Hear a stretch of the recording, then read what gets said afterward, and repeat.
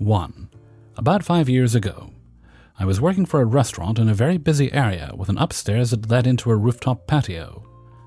The upstairs dining room was constantly being used by the managers as a landing spot. They'd eat, have meetings, and generally mess up the area without cleaning up after themselves. The good thing was this area wasn't used except for weekends. However, management would decide randomly to open the patio and upstairs, and then have to decide who would work those areas from the already trained staff downstairs. Tips were less because the kitchen and bar were on the first floor, orders took forever, and sometimes tickets didn't print. Everyone hated working it. The elevator took literally 5 minutes to move, so everything was done by the small spiral staircase. In addition to the dining area being a mess, the back of house was trashed upstairs from other servers, as it was our overstock room. Because of all this, those chosen to work upstairs had about 2 hours worth of cleaning, setting up, transferring needed items from downstairs, setting up chairs and tables, then took it all down again to close. Less time serving and making even less tips. I told my manager that I would work up there if she made sure that things were left how they were the night before, clean. The managers cleaned up after herself and told her I had complained loudly if things weren't clean. One day I came, and surprise! They're opening the dining room and patio, so I've been assigned. I worked a day job and got there around 5 p.m., which is when it starts to get busy. I find everything trashed and tell my manager that it's unacceptable to expect me to start taking guests at 5:30 with no help setting up. My manager yells at me, "You're always complaining, just stop." I wasn't a big confrontational person at the time, so I just walked away. She comes to find me 5 minutes later and tells me, "If you don't get rid of your attitude, you could just leave." As privileged as I was to have a nice day job, I was working this side job to have some fun money. So I smiled and said, "Sure thing." Took my apron off, clocked out, and had a great night off. The look on her face was priceless. They didn't open upstairs that night. Remember, kids, people quit shitty managers. Serving is serving, but management of the place can make or break it. 2. Please be aware the following story contains depictions of vomit. So much vomit. This is from when I was in high school. I worked at an all-in-one resort, restaurant, bar, hotel, large venue, 18-hole course with pro shops. I learned a lot about the world working there, and I wanted to share one of my top horror stories. I worked in the banquet side. There was a repeat customer that would have an all-women's religious retreat from a large city. Multiple churches getting together. We had taken care of them for several years and so already knew of how difficult they could be. We couldn't really complain about them as they would rent out the entire place during our slow season, hotel rooms and every venue room. They spent a lot of money with us and sure wanted to make use of every dime however they could. This started off with slicing hundreds of lemons and placing bowls of sugar on the tables, as they loved sweet tea, and would demand these anyways. No alcohol was to be served anywhere either, like all the bottles at the bar removed, not even to be seen or thought of. This was my first year with them, and already I knew it was going to be busy, as I helped set up 350 place settings for their first night. The others joked the average weight per person was about 300 pounds. I thought they were joking, but when the guests started waddling in wearing pajama pants and others wearing spandex, with a notable percentage on electric scooters, we were a very handicap-friendly place, which was a main point. They were a repeat customer. We were coached on at this point, and I was very glad for it. First night's dinner, the kitchen was well prepared for the buffet. We knew what to expect for behavior, and it was all smiles, generally very rude, demanding loudly for refills of water and iced tea, complaints of not having a soda fountain, which wouldn't handle that volume anyways, curt remarks on plate removal not fast enough, Mind you, these are the type of people who shuffle to the buffet, load up their plates to spilling, take one bite of everything, and send it away. Average person typically would do this 4 or 5 times.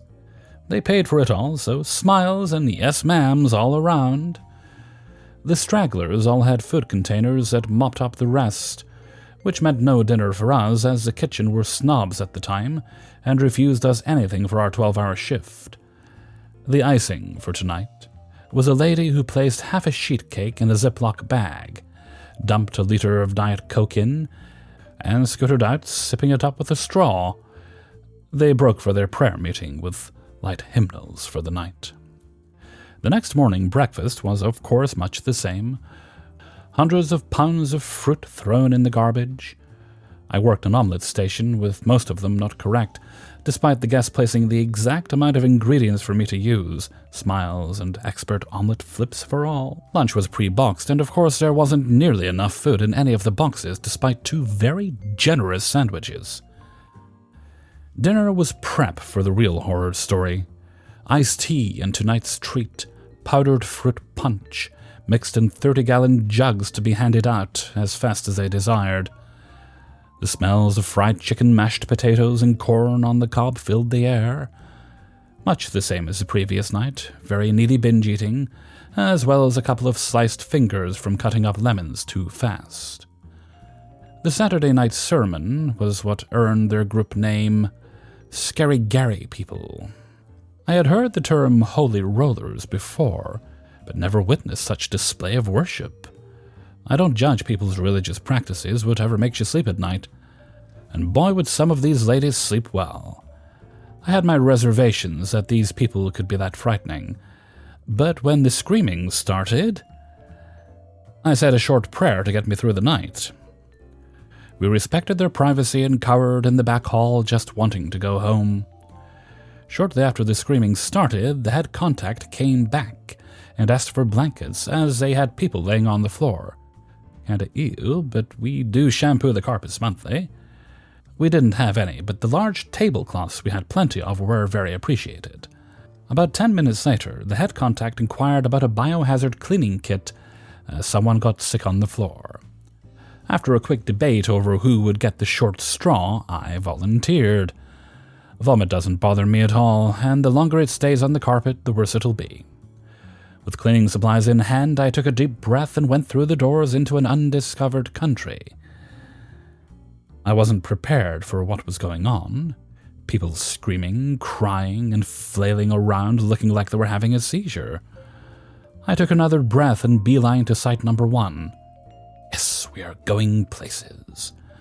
I began scooping up fruit punch-dyed chicken when another guest laid down not 2 feet from where I was cleaning. Now I was shocked and concerned. Gross. Some ladies came over with a tablecloth. As she flopped around, almost rolling into a pile of vomit, she proceeded to settle on her stomach and began coughing. You know that fake forced cough toddlers do? I knew it was coming, and sure enough, site number 2. Something broke in my soul. I went numb. A type of autopilot took over with the simple task of cleaning vomit. As the lady went to another part of the room, I set up my task of scooping up iced tea, dyed mashed potatoes, and chicken. Not 1 minute of starting, I saw movement in the corner of my eye as another guest waddled up, bent over, and heaved more fruit punch chicken next to site number 1. I wasn't fazed. This was my new normal. Quickly scooping site number 2, I proceeded to site number 3, not even bothering scrubbing the carpet anymore, just picking up food matter. After all, what's the difference between scraping off dirty plates? I had just gotten a good handful of the stuff when a scooter-bound lady whirred up to me and proceeded to projectile directly east at a 45-degree angle to the floor. I was actually impressed. She got some distance on that arc. She then began flapping like a penguin trying to fly and stared directly into my eyes. I was crouched on the floor and had to look up to meet her gaze. There was an emptiness in her eyes, like she was as far detached from reality as I was. The stare probably lasted maybe a second, and this trance was broken by another heave, and she forcefully blasted the floor next to me, splattering my leg, up my thigh, and all the way to the elbow. This also broke my trance-like state. I would say I went back to reality, but instead ended up in Monty Python's Meaning of Life. I walked back to the back hall, just left everything there and went back. All I could focus on my walk back was the piece of chicken working its way further into my shoe. I got back to safety, and the lead server was pale white. I was fighting back tears of shock. I felt disgusting. The gooiness soaking into my pants was unlike anything I had ever felt before or since. Already the flurry of finding any type of receptacle was being ordered to distribute around the room. The performance continued, with guests sprinting around the room like players trying out for a defensive line position, war cries included. Sprinting to a trash can, sometimes multiple people, faces buried in the cans while others shoved snotty tissues past their faces into the receptacles. One lady was jumping up and down screaming, "You've reached the next level! You've purged!" This continued until one of the ladies on a scooter at full tilt clipped a chair and landed on an adjacent table, flipping it. Finally, at this point, the pastor stood up to gain control over his flock. Guests settled, and when the smoke cleared, instead of gazing upon the destruction they had wrought, turned and left quietly like nothing had happened. Thankfully, this was our slow season. It took months to get the smell out. I did get tipped $1 by a guest for my troubles. My manager bought me a scratch-off that I didn't win anything, but it was the thought that counted. The next year, the guest list was only 150, as a good portion weren't invited to come back. They were pleasant for that time until they forgot and went back to the same rudeness the year after that. I was a changed man after that, and I will say I do have more appreciation for the fear of God. 3. This happened today. I've been a server for years, and seen my fair share of truly miserable excuses for human beings. About a year ago, I started transitioning into deliveries instead of being in the restaurant proper, since the boss and I had different ideas about how a restaurant should be run. Safe ways to defrost chicken, proper rotations and portioning, cleaning schedules, broken pipes, that sort of thing.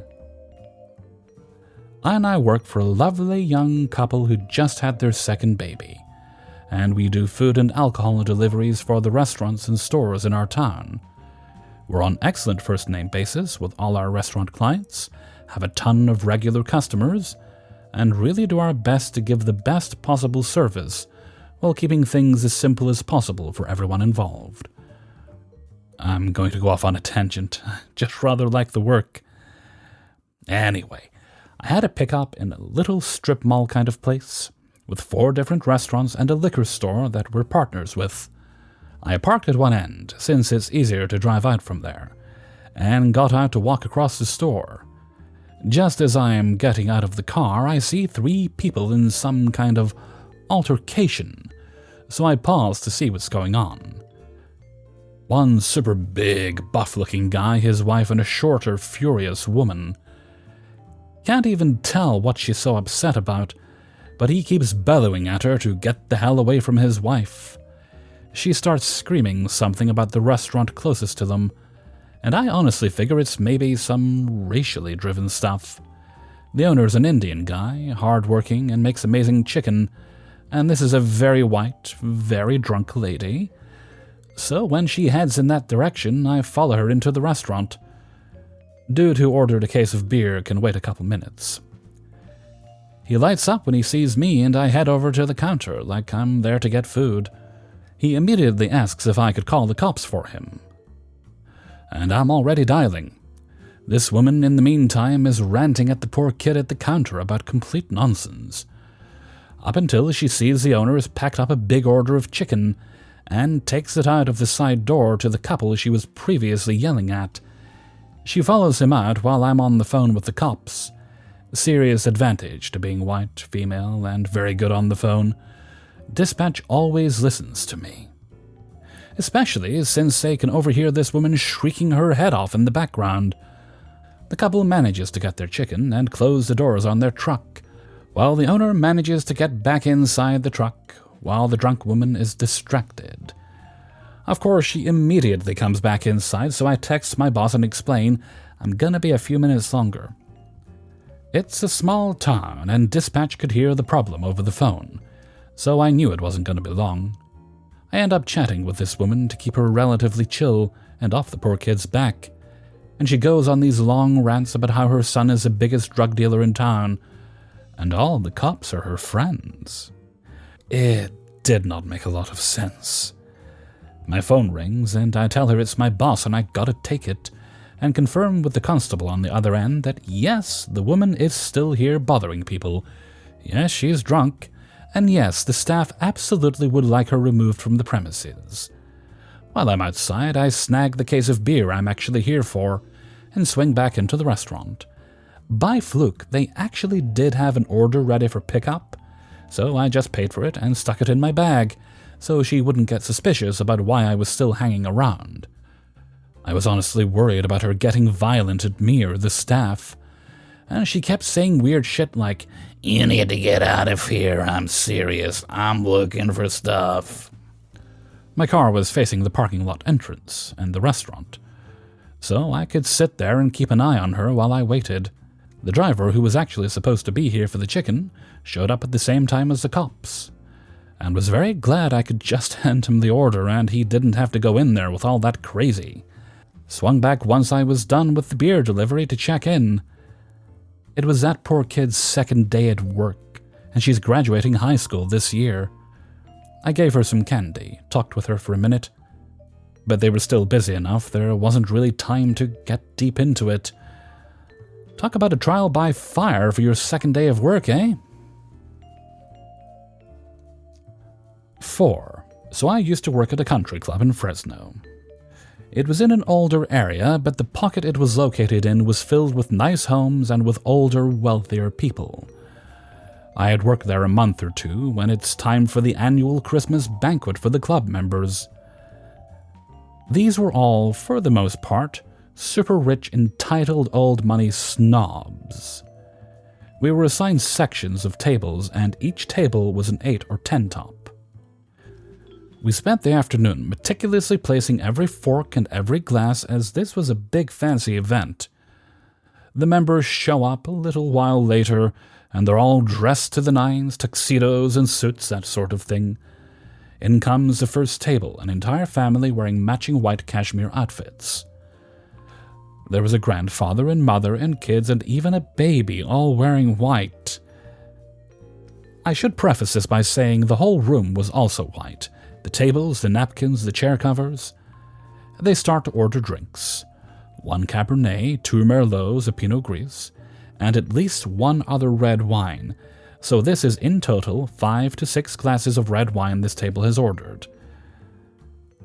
No, don't get ahead of me.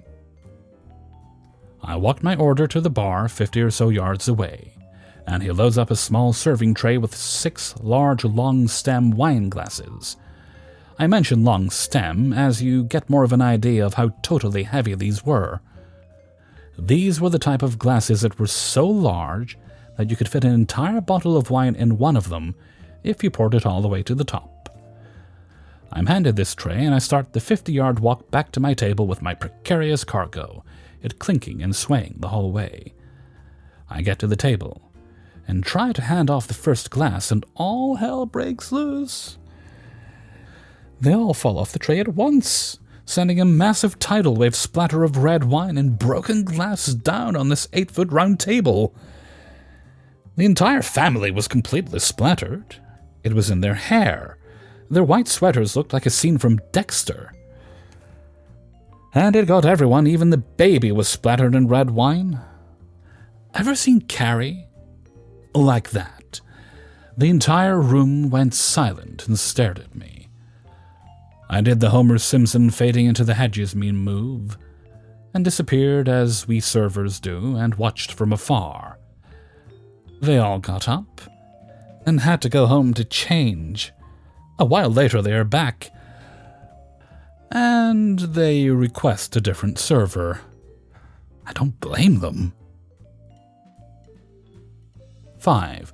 So I have a lot of insane stories, but I think this is the craziest and rudest one. So I gave the tables service, and it was an 8-top, all separate checks. So all went well until the checks went out. I gave them each an individual book. Their bills were about $22 each. A $100 bill in their checkbook. To do the math for you, that's $625 in change. So remarkably, in 10 minutes, I was able to get all of the change back to them, except one guy's checkbook was short $2 on the change I owed him. Mind you, this is during a rush. So I decided instead of parading around again for $2, I would let the men know I still owe him $2 on the check and will get it as soon as possible, since it had been about 12 minutes since I took the checks. So I did that. The guy says, "No problem, I'll just take it out of your tip." I say thank you and turned away to keep working. Then before I could turn away, his friend from across him says, "Hey kid, why can't you give my friend his money?" I said, "Sir, I can, I just didn't want him waiting 10 more minutes for $2. "You're a complete moron." Actually, he said something much, much nastier than that, but I can't say those words on here. Point is, though, he did call me stupid. So I said, "What?" "You are a moron."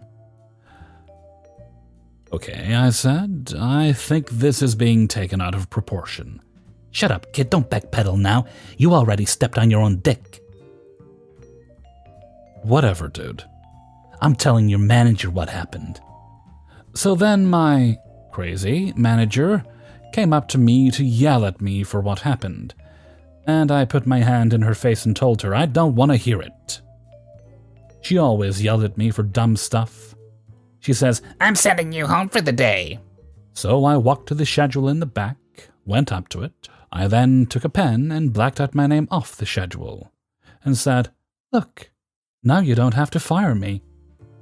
Her husband, who was the chef, came up to me and said, "Talk to my wife like that again, pal, and we'll see what happens." So I told him to step outside and we can duke it out. He walked away. I left. Yeah, so kind of went ape crazy at the end, but I didn't do anything wrong. I later found out that man was a friend of hers that said all that to me. Really messed up how they treated me. Hey everybody, Hellfreezer here, and thank you very much for listening to Spinning Plates, episode 170. And thank you very much to everybody who allowed me to use their stories in this video. If you enjoyed the video, then please do share it around with all your friends and family. That helps me and pretty much any other YouTuber you might watch. It helps us out quite a lot. And a shout out to the author of the final story, that's Shade Tree Motors on Instagram. Okay, let's see. This is Saturday, I believe, which is it's a day of the week, most excellent. 23rd it is. No, nothing's happening on the 23rd. I think no, I don't have anything planned. Okay, that's fine. Sorry for the rambling. Anyway, let's see. Well, we will hopefully have a stream of some description tonight. Don't know what we're doing. Who knows? Maybe I'll juggle. I'm not going to juggle. We'll probably play some games, have a bit of a chit-chat. We'll see who's around and who wants to do what. But let's be honest, the games are not and have never been the draw of my live streams. That's not the point. Okay, and with that, I'm going to head off for now. So until next time, thank you very much for listening, and take very good care of yourself.